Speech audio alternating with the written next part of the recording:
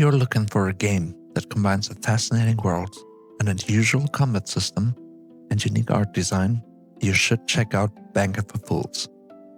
If you love old-school RPGs and miss the design philosophy of classic 80s and 90s RPGs, this game may be more for you, as the journey you're put on reminds me of classic games such as Ultima 7. Well, that's a bold statement, I'm aware of that, but hear me out. The game sends you out into a dangerous, mysterious, and magical world on a quest with just a few supplies and a few general directions. You have a map, yet there is no quest log, and the scarcity and brevity of instructions will require you to think, explore, search, and experiment. There is no quest log, but there is an in-game note system. You can explore the world freely, explore the different zones, and this exploration is rewarded with hidden loot, little secrets, extra challenges, or additional side quests. I really felt reminded of a game like Ultima 7 where I was given a basic quest and then sent out into the world to find my way and a solution to the problem in front of me. Now, before I get deeper into this, I have to admit, it took me a while to get used to Banquet for Fools. At first, I was put off by the combat system and wasn't sure whether I would even like this. Then, after like 2 hours in the game, it clicked, and I was utterly captivated by this world and the adventure I was on. So, what is Banquet for Fools? It's an RPG set in a mysterious world. The art style is both charming and unique, reminding me both of classic fantasy worlds, fables, and even something as The Wind in the Willows. Feeling a bit whimsical, but in a good way. The characters all have an elfish, slightly ethereal vibe to them in my opinion. So, you don't get to play a human or dwarven characters, which is quite refreshing. The Yeti reminds me of fawns, by the way. Maybe you feel the same. You travel with a party which you can create after the introduction. There also are archetypes you can base your characters on, and pre-generated groups that can be helpful to get started with a smart group composition and to learn the ropes of the game. You can choose different skills ranging from melee, like one-handed or two-handed swords or short and long swords, ranged skills like bows and slings, magic, in this case nature-based magic like vines and spores, summoning or taming skills to have extra companions that will support you, and skills such as bartering, sneaking, lockpicking, music skills, and so on. At first, you can pick only 3 of these, but you can develop other skills if you want to do so. So, if you start a character as a heavy melee character with a sword and shield, you can later on equip him with a musical instrument that can buff your group, debuff enemies, summon animals, and have him train that skill. If you're unhappy with a character, you can replace them in-game, yet you need them to train them up. I have actually restarted the game 4 times, experimenting with different groups, skills, and stats until I found a group that felt really good, with skills that are fun to use, and I totally can see myself playing through the game again with a totally different group once I'm finished with this playthrough. The combat system is quite interesting, yet it was one of the reasons that at first the game didn't click with me at all. It's basically a group-based brawler with real-time and pause mechanics. You control one of your 4 characters, and once their action bar is filled up over time, you can trigger activities like attacks or spells or others. The characters you do not control will fight on their own, using their weapons, consumables, and skills. You can set different behaviors, for example, determining how often they should use certain special techniques or consumables. You can switch between characters and do it all manually. It seems to me that the best approach is to stick mostly to one character and switch to others if you need them to do something specific, like using a certain spell, which they can do on their own if they have the skill, or charge an enemy. In my case, my main character is an archer. I kite enemies, attack them when my action bar is full, and keep an eye on a battle. You can interrupt enemy attacks, unless they are armored, by attacking them.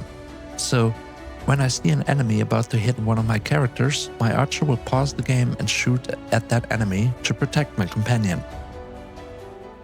Another interesting factor are battle techniques you can unlock the more XP you collect. These will allow resurrections in combat, kicks to topple enemies, which allows for attacks to land better and for the enemies to be helpless, pinning, where one of your companions hold an enemy for others to hit, or charging. At first, this felt chaotic, and even after more than 20 hours, I still struggle with some fights. But it is a unique, refreshing concept, and the more you learn, the better you can react to tough encounters. I still occasionally get overrun by swarms of enemies, which is a thing this game likes to do. And it's something I'm not too crazy about, especially when those swarms of enemies spawn even more enemies like insects that will add to the challenge. Sometimes, kiting, or kinda exploiting the AI of the enemies, may be required. But as someone who loves turn-based combat and usually doesn't enjoy real-time with pause combat, I started to like the system a lot, and I'm mostly enjoying the combat here. Note that you can choose to kill or knock out enemies. This makes sense if you want to revisit them after they wake up again, to fight them again for more XP and loot, or if you find bandits who can be turned in for a bounty if kept alive.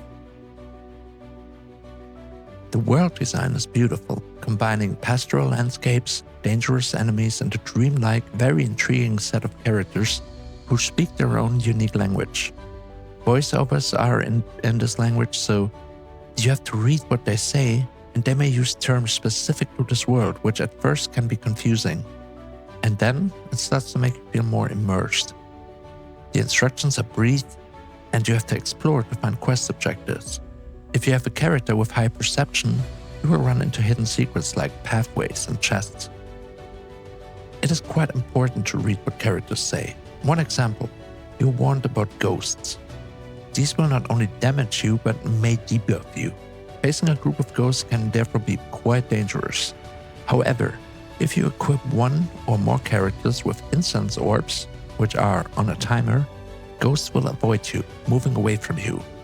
Unless you figure this out, or note it when a character hints at it, ghosts are a peril.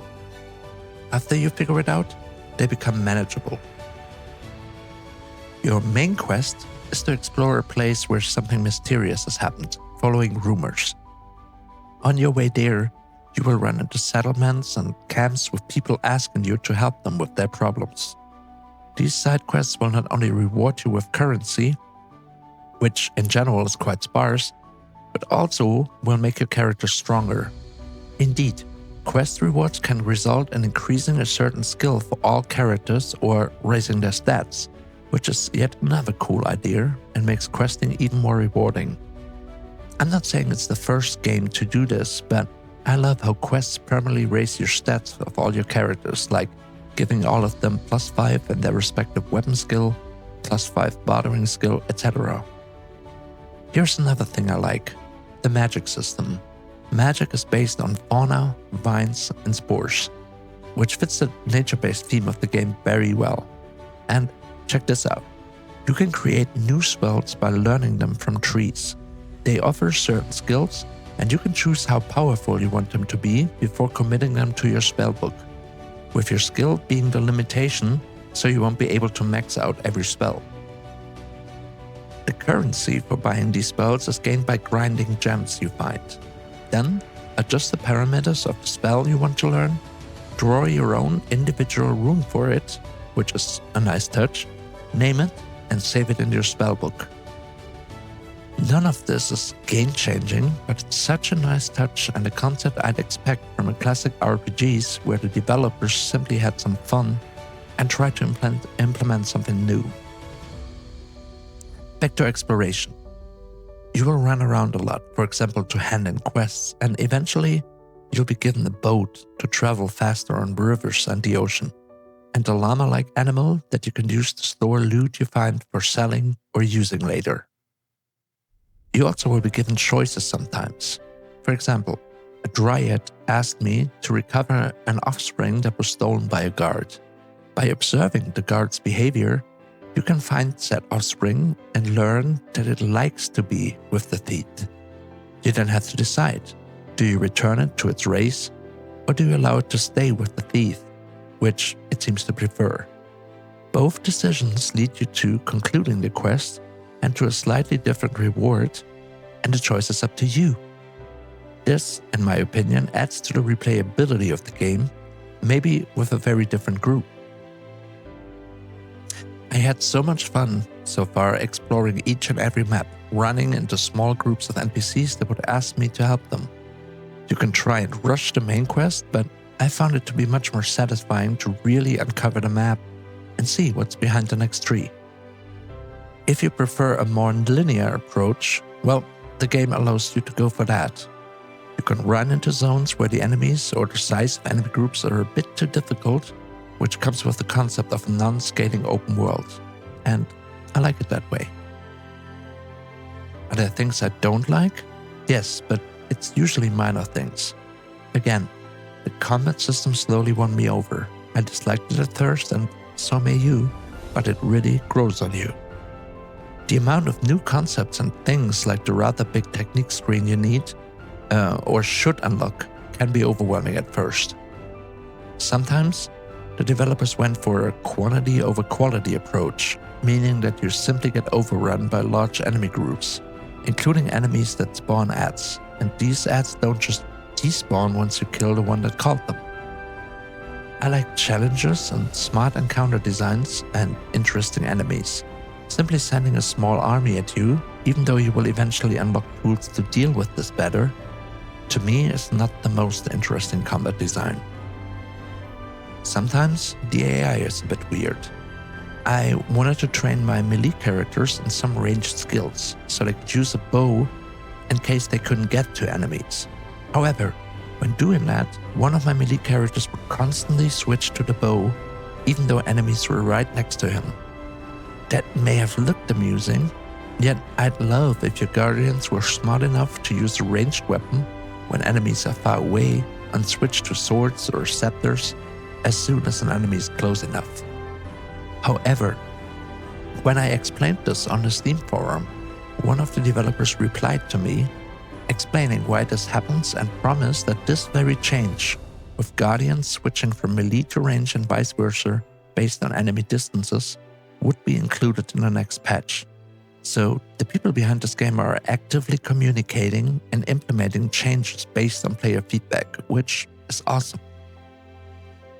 Some of the quests can be a bit confusing, and this may frustrate some players who are used to modern quest and map markers. In hindsight, pretty much everything was hinted at enough by the quest givers, or there were hints to be found if you took your time. And of course, this is what questing often was like in the 80s and 90s. But again, this may be something that can be confusing. The world to me is quite fascinating, and the world building, including the language elements that developers created, work so well. Yet, I feel like you don't really learn much about the world and its lore. There are hints, yet it's never totally explained for those that would love to learn more. Well, this sometimes left me wanting. It also can be seen as a pro, because, and I have to be careful here as I do not want this to be a comparison, but I think good world building leaves out a lot of detail so your head can fill the gaps. Or there is just enough explanation and a lot of quotes or mentions that there is more to it, to convey the feeling that there is a long, elaborate backstories. Games like Dark Souls or authors like J.R.R. Tolkien use this quite efficiently, where a certain song that a character sings makes you realize that there are ancient legends in that world that you would love to learn more about. Again, not comparing this world to that of J.R.R. Tolkien, of course, but the mystery and lack of elaborate lore had me imagine just what the history of this world is. That's highly subjective though. Finally, the money issue. I often was strapped for money, even though I was picking up as much loot as I could sell it. And I did not train with NPCs. Some of them will be able to raise specific skills, but this gets so expensive so quickly that I just don't consider this viable. Crafting elixirs and selling them helped a bit, but in general, I had situations where I saw a new piece of gear that would have been an upgrade, and then had to figure out how to earn more money to even afford it. And we are talking about prices like 160 emeralds when a boat trip is like 30 to 60 emeralds. Anyway, at this point, I've invested 26 hours into the game, and after I warmed up to the unusual combat, I was truly sucked into this mysterious world. I really was reminded of some of the classic old RPGs where you are given a simple sounding quest and then head out into the world, finding so much more to do: riddles, caves, fights, and much more. Unlocking new spells and techniques made me feel stronger and stronger, which is a nice, rewarding power curve. I actually felt excited when I entered a new map. The island is separated into different segments, by the way, because I loved exploring each single one of them. I was sitting there with many new games waiting to be played, even the recently released Crimson Desert. Again, not a comparison, just saying that this was waiting to be played, yet it had to wait and wait some more. And this game and its world just captivated me, with me looking forward to each new zone, each new quest and adventure. I was sitting there taking notes by hand, gathering clues, trying different tactics in combat, exploring caves and places off the beaten path, sometimes being overwhelmed by what I found, sometimes walking out with a bag full of new loot and increased stats. It really felt like a lot like playing some of my favorite old RPGs, whether it's Wasteland, Fallout, Ultima 6 or 7. Am I saying that this game will become a classic like those? No, but for quite a few days it did captivate me the way some of those old games did, and I'm really grateful I gave this a chance. Try out the free demo or use the money back feature Steam if you're not sure. Maybe check out a bit more gameplay footage. Don't spoil yourself too much though. And if you do try it out, I hope you enjoy it as much as I did. Thank you for watching.